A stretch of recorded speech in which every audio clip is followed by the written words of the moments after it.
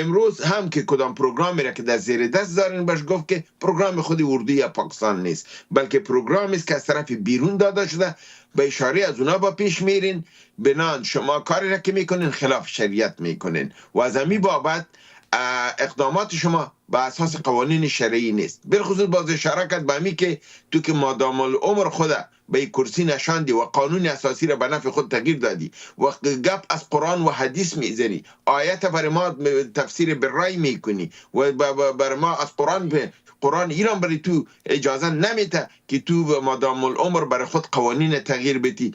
تو ایرا باید فرزن این حق از کدام جای بر تو میگیری؟ حتی در احکام شرعی یک نفر برای دائمی نیست. خب در خلافت خلفای راشدین اگه شما ببینید در اونجا شورا بوده، شورا مشوره میکرد بر رای، یک نفر در رأس قرار میگرفت، اگه شورا مخالفت میکرد او از رأس دور میشد یا فرزن نظریش رد میشد. بنان کاری را که تو کردی گپ از قرآن و حدیث میزنی، اما کاری تو که است کار خلاف شریعت است و به اشاره کشورهای بیرونی است.